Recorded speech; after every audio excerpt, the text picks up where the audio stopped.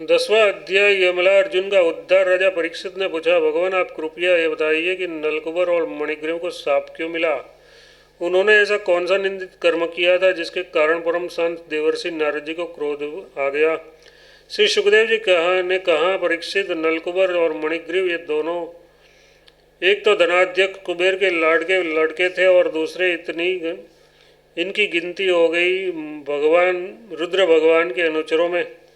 इससे उसका घमंड बढ़ गया। एक दिन वे दोनों मंदाकिनी के तट पर कैलाश के रमणीय उपवन में वारुणी मदिरा पीकर मंदोन्मत्त हो गए। नशे के कारण उनके आंखें धूम रही थी। बहुत सी स्त्रियां उसके साथ गा बजा रही थी और वे पुष्पों से लदे हुए वन में उसके साथ विहार कर रहे थे।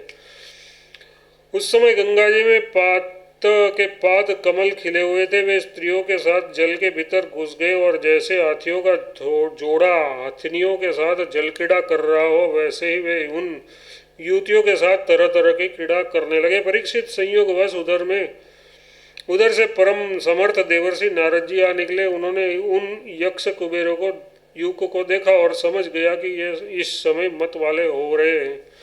देवर्षि नारद जी को देखकर वस्त्रहीन अप्सराएं लज्जा गई। सांप के डर से उन्होंने तो अपने अपने कपड़े फटफट पहन लिए, परंतु इन यक्षों ने कपड़े नहीं पहने। जब देवर्षि नारद जी ने देखा कि ये देवताओं के पुत्र होकर श्रीमद से अंधे और मदिरापान करके उन्मत्त हो रहे हैं, तब उन्होंने उन पर अनुग्रह करने के लिए शाप देते हुए कहा। नारद जी ने कहा, जो लोग अपने प्रिय विषयों का सेवन करते हैं उनकी बुद्धि को सबसे बढ़कर नष्ट करने वाला है श्रीमद। धन संपत्ति का नशा, हिंसा आदि रजोगुण कर्मों और कुलीनता आदि का अभिमान भी उनसे बढ़कर बुद्धि भ्रंशक नहीं है, क्योंकि श्रीमद के साथ साथ तो स्त्री, जुआ और मदिरा भी आती रहती है। ऐश्वर्य, मद और श्रीमद से अंधे होकर अपनी इंद्रियों के वश में रहने वाले क्रूर पुरुष अपने नाशवान शरीर को तो अजर-अमर मान बैठते हैं और अपने ही जैसे शरीर वाले पशुओं की हत्या करते हैं। जिस शरीर को भूदेव, नरदेव, देव आदि नामों से पुकारते हैं उनकी अंत में क्या गति होगी। उसमें कीड़े पड़ जाएंगे, पक्षी खाकर उसे विष्ठा बना देंगे या ये जलकर राख का ढेर बन जाएगा। उसी शरीर के लिए प्राणियों से द्रोह करने में मनुष्य अपना कौन सा स्वार्थ समझता है। ऐसा करने से तो उसे नरक की ही प्राप्ति होगी। बतलाओ तो सही, ये शरीर किसकी संपत्ति है? अन्न देकर पालने वाले की है या गर्भधान करने वाले पिता की?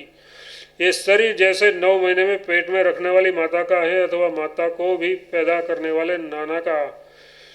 जो बलवान पुरुष बलपूर्वक इससे काम करा लेता है उसका है अथवा दाम देकर खरीद लेने वाले का।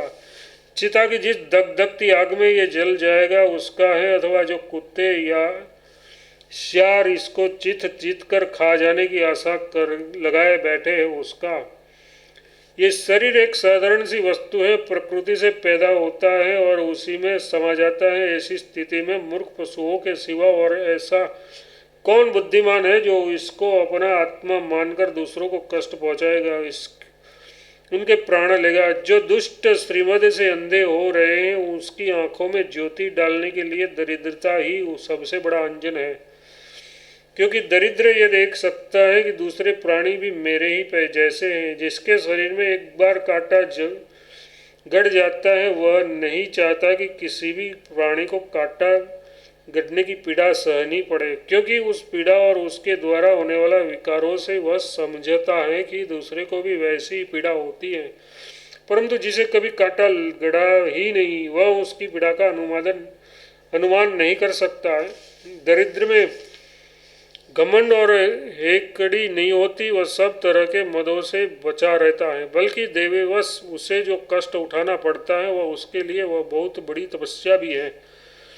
जिसे प्रतिदिन भोजन के लिए अन्न जुटाना पड़ता है, भूख से जिसका शरीर दुबला पतला हो गया है, उस दरिद्र की इंद्रियां भी अधिक विषय नहीं भोगना चाहती, सुख जाती है और फिर वह अपने भोगों के लिए दूसरे प्राणियों को सताता नहीं, उनकी हिंसा नहीं करता। यद्यपि साधु पुरुष समदर्शी होते हैं फिर भी उसका समागम दरिद्र के लिए ही सुलभ है, क्योंकि उसके भोग तो पहले से ही छुट्टे हुए हैं।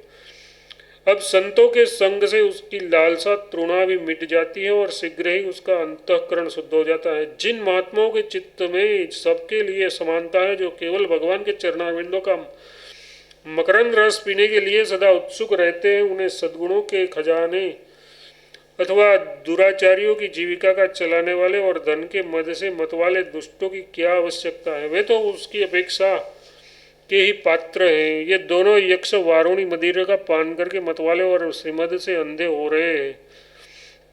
अपनी इंद्रियों के अधीन रहने वाले इन स्त्री लंपट यक्षों का अज्ञान जनित मद में चूर चूर कर दूंगा। देखो तो सही कितना अनर्थ है कि ये लोकपाल कुबेर के पुत्र होने पर भी मदोन्मत्त होकर अचेत हो रहे हैं और इनको इस बात का भी पता नहीं है कि हम बिल्कुल नंग दड़ंग हैं।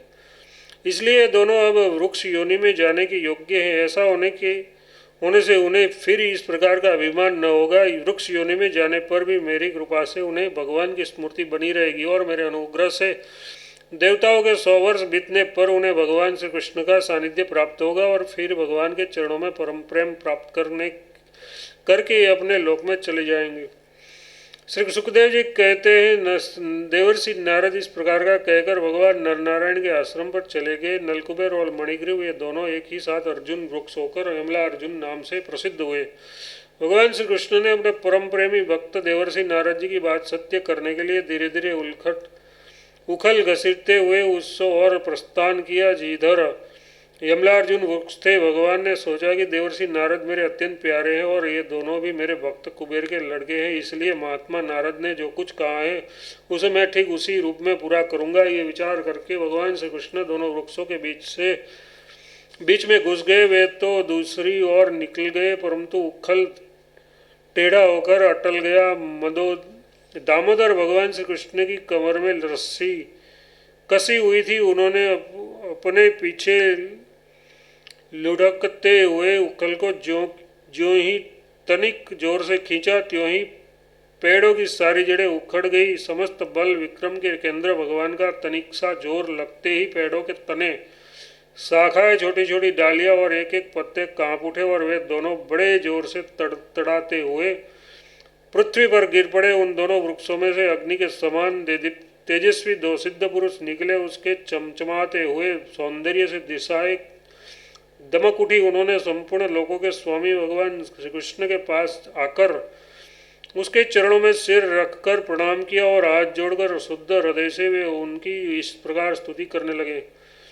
उन्होंने कहा, सच्चिदानंद घन स्वरूप, सबको अपनी ओर आकर्षित करने वाले परम योगेश्वर श्री कृष्ण, आप प्रकृति से पतित स्वयं पुरुषोत्तम में वेदज्ञ ब्राह्मण ये बात जानते हैं कि ये व्यक्त और अव्यक्त संपूर्ण जगत आपका ही रूप है। आप ही समस्त प्राणियों के शरीर, प्राण, अंतःकरण और इंद्रियों के स्वामी हैं तथा आप ही सर्वशक्तिमान, काल, सर्वव्यापक एवं अविनाशी ईश्वर हैं। आप ही महतत्व और वह प्रकृति है जो अत्यंत सूक्ष्म एवं सत्वगुण, रजोगुण और तमोगुण है। आप ही समस्त स्थूल और सूक्ष्म शरीरों के कर्म, भाव, धर्म और सत्ता को जानने वाले सबके साक्षी परमात्मा हैं।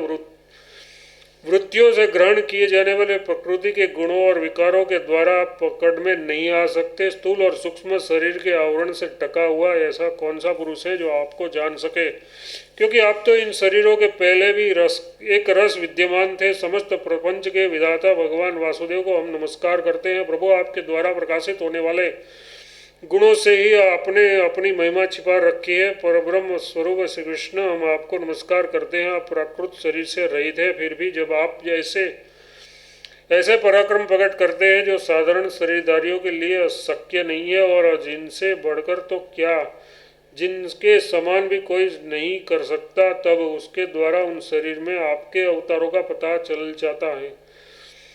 प्रभु, आप ही समस्त लोगों के अभ्युदय और निश्चय के लिए इस समय अपनी संपूर्ण शक्तियों से अवतीर्ण हुए हैं। आप समस्त अभिलाषाओं को पूर्ण करने वाले हैं। परम कल्याण मतलब साध्य स्वरूप आपको नमस्कार है। परम मंगल साधक स्वरूप आपको नमस्कार है। परम शांत, सबके हृदय में विहार करने वाले यदुवंशी शिरोमणि श्री कृष्ण को नमस्कार है। अनंत हम आपके दासानुदास हैं, आप ये स्वीकार कीजिए। देवर्षि भगवान नारद के परम अनुग्रह से ही हम अपराधियों को आपका दर्शन प्राप्त हुआ है। प्रभु, हमारी वाणी आपके मंगलमय गुणों का वर्णन करती रहे, हमारे कान आपकी रसमयी कथा में लगे रहे हमारे हाथ, आपकी सेवा में मन आपके चरण कमलों की स्मृति में रम जाए। ये संपूर्ण जगत आपका निवास स्थान है, हमारा मस्तक सबके सामने झुका रहे। संत आपके प्रत्येक दर्शन शरीर है, हमारी आंखें उनके दर्शन करती रहे।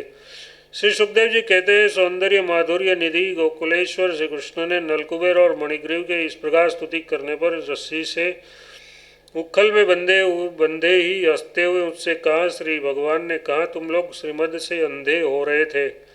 मैं पहले से ही ये बात जानता था कि परम कारुणिक देवर्षि नारद ने साप देकर तुम्हारा ऐश्वर्य नष्ट कर दिया तथा इस प्रकार तुम्हारे ऊपर कृपा की।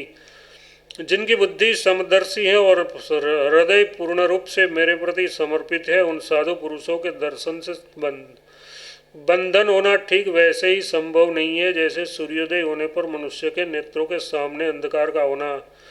इसलिए नलकुबर और मणिग्रीव, तुम लोग मेरे परायण होकर अपने अपने घर जाओ। तुम लोगों को संसार चक्र से छुड़ाने वाले अनन्य भक्ति भाव की जो तुम्हें अभिष्ट है प्राप्ति हो गई है। श्री सुखदेव जी कहते हैं, जब भगवान ने इस प्रकार का कहा तब उन दोनों ने उनकी परिक्रमा की और बार बार प्रणाम किया। उसके बाद उखल में बंधे हुए सर्वेश्वर की आज्ञा प्राप्त करके उन दो लोगों ने उत्तर दिशा की यात्रा की।